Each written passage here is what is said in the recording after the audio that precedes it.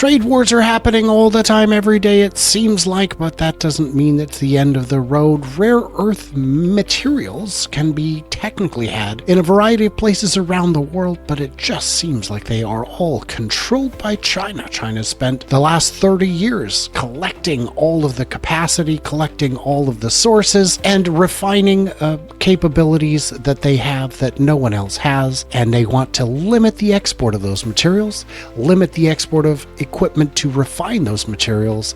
What does it all mean? What can we do about it? And by we, I mean the world, but I mean also we're going to have a chat with Randy Kirk, because he's got some very strong opinions about these things and a good understanding of sourcing, especially internationally. He's got quite a bit of experience throughout his career with manufacturing both in the US and buying parts and supplies from other countries, including China.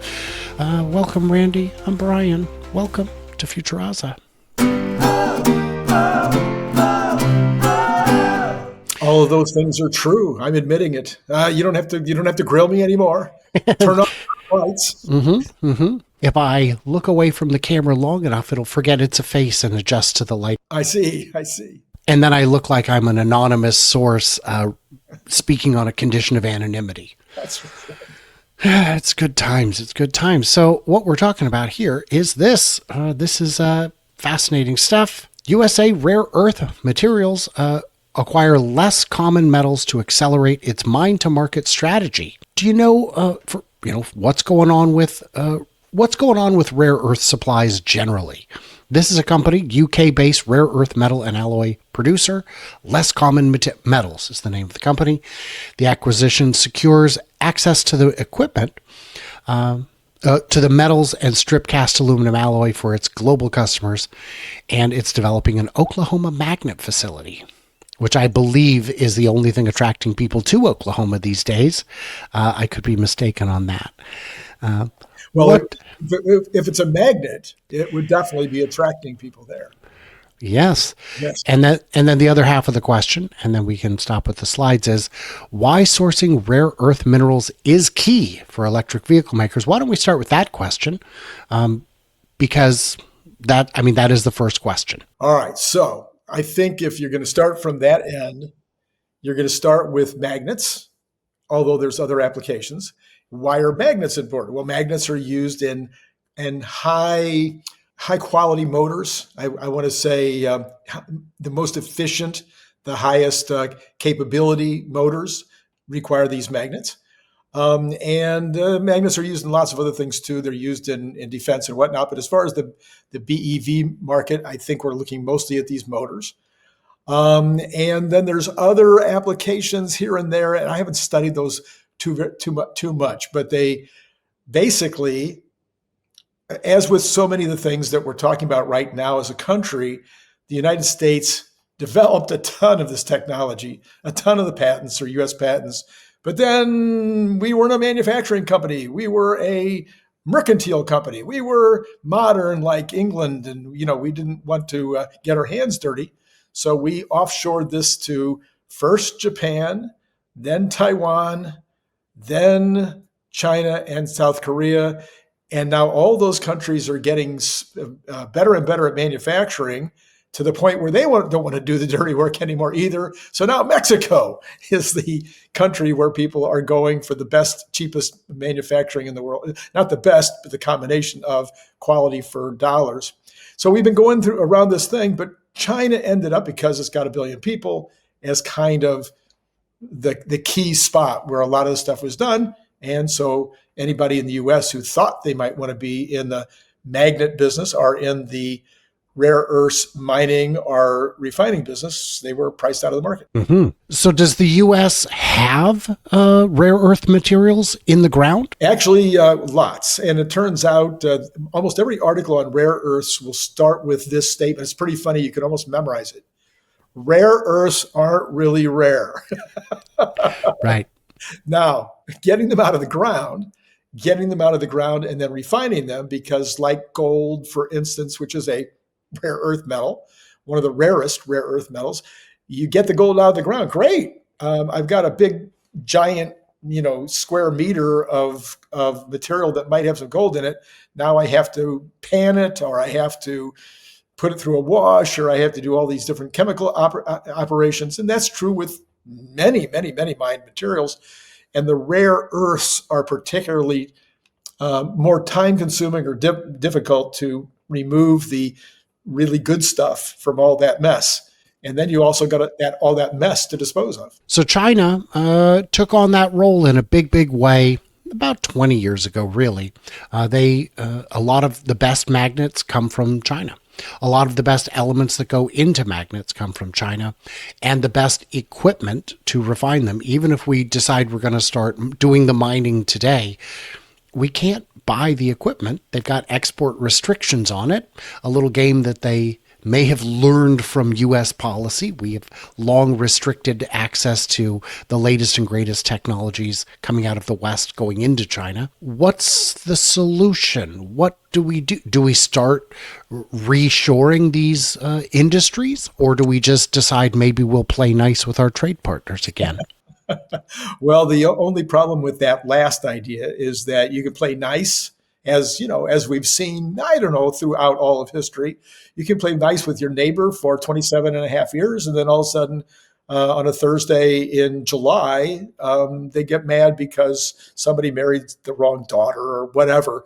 And now you have a World War I started by some king that was ticked off. So you can't count on the fact you need to have strategic materials made in your own country to the extent that you can solve the problem if you are at war with the person who has been providing those materials. So this is something that Larry Goldberg and I started arguing about a year ago when Trump was first running, and he was talking about, oh, we have to reshore. And I said, I don't think we have to reshore everything. We have to reshore strategic items. And this turned out to be the case. I won that particular round. That's probably one, that's the one time I actually won the argument. But anyway, so now the United States is all in on mining, refining the raw materials to make the magnets, but not just magnets, other things as well. And so there's a couple of factories in particular in the U.S. right now that are mining operations right now. In fact, one of them does all three. They mine, they refine, and I think they're building the factory to build the magnets. I don't think it's quite ready to go yet. But there's also another mine that's just been started, and the U.S. has been very active. I think maybe even did they make yes, the U.S. military. It was the Pentagon bought a percentage of that company, the mining company.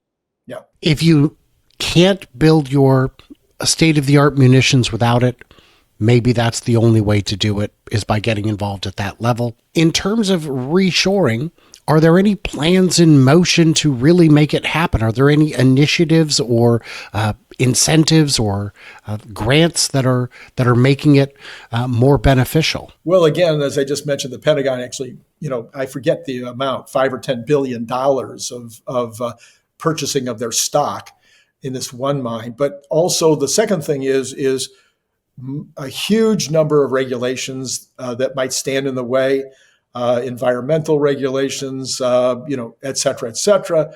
The White House is trying to clear a path to make sure that only the regulations that are the most likely to be the things that there might be some things that could create real problems, but sometimes these regulations are very broad and not necessarily needed for the particular situation.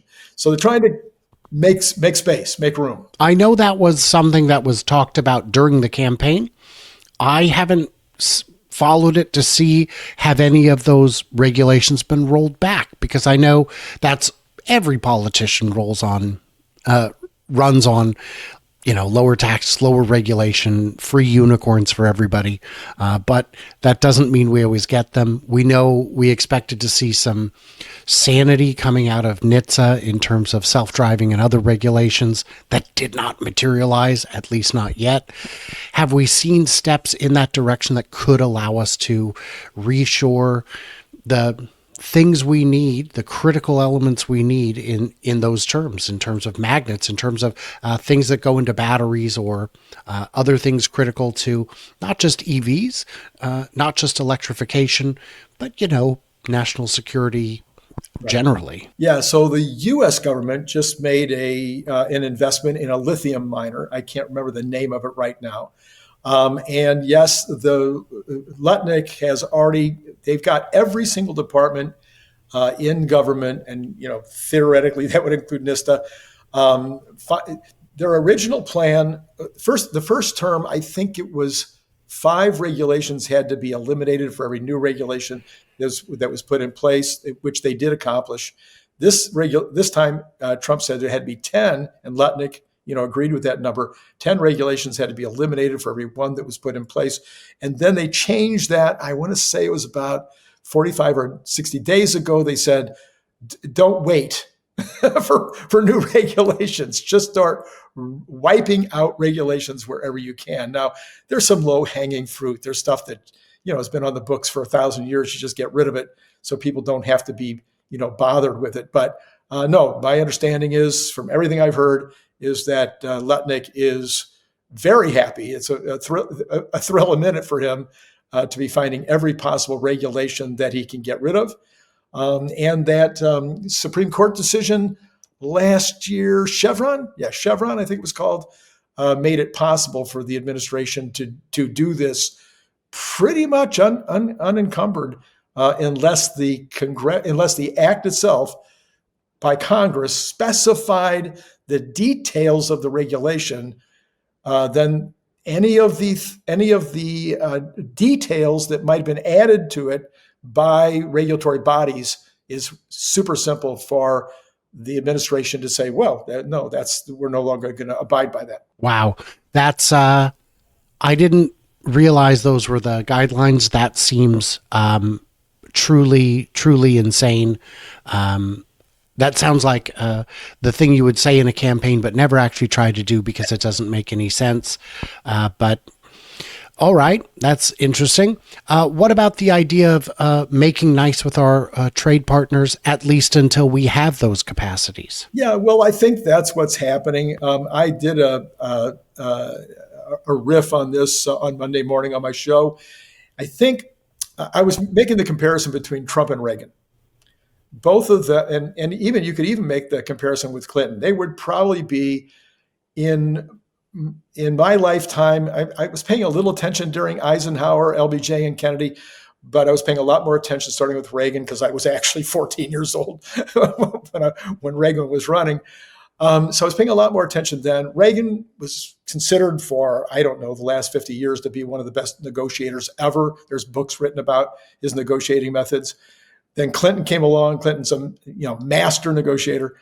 And then Trump came along, and now he's being heralded as by far the best, maybe, negotiator ever as a president. Well, but there's a big difference between Reagan. I was making the comparison between Reagan and Trump. Both of them got what they wanted over and over and over again. They would go into the marketplace of ideas, wherever it was. They would demand X, they would get X. I mean, Reagan got, at Reykjavik. We're too far down this rabbit hole. That's too much insanity. I'm going to cut you off there because, good gravy, where to even begin? Let's talk about instead. Let's talk about in terms of the current policy that we're seeing. You're talking about making friends with our neighbors. Well, no, this is you've gone off the deep end. It's too much fiction. I can't abide. In terms of the latest round of threats that we've seen for import tariffs on all goods from China at 100%, we heard then that may be softened. Have we heard the latest on what to expect in terms of those, in terms of the tariffs on China over the short term? Yeah, I don't think that you're going to hear much on the China deal in terms of details for another day or two until the president gets back from the trip to the Middle East. But he did say on Air Force One last night, on his way to Israel, he said that not to worry about the China deal. It'll all be fine. They're keeping the 120% tariff threat. They're keeping the threat out there. It's not till November 1. He's seeing Xi, I want to say it's around 10 days from now, 12 days from now. He's seeing Xi in person and flying to China, and they're sitting down to, the theory was to hammer out the final decision on this. And he's got, Besant, is the key. He's the leader of this effort to get a final China deal, and he's, I'm sure, working 24/7 on trying to get that deal done. Mm-hmm. Anything we're missing here in terms of concerns on rare earths? Do you think that within 10 years we could have a domestic supply going again? Oh no, I think what they're estimating is this magnet factory should be up and running. I think within about my memory, but I think it was 18 months. They're already mining a lot of rare earths. So this company was in existence. There's a second company where the mines already existed, but they're just now coming back to start, going back into mining in that area. So no, these raw materials will be coming out of the earth, and the processing of the raw materials will be happening quickly. You can also do some recycling, but I haven't heard too much yet with regard to the details of whether there's any significant recycling taking place. Mm-hmm. The recycling I'm less worried about. I don't think we have enough of it to worry about yet, and I think it's much easier, especially if you've got the first production facilities running. And I think that while this one factory can do some, I think there's going to be a lot of additional capacity needed, additional supply needed. It'll be interesting to see, guys, in the comments. What do we miss? What do we misunderstand? Leave it. I beg of you. Everybody else, stay tuned, stay juicy, and I cannot wait to hear from you clever robots over in the comments on Randy's show, where I appear twice a week, as far as I know.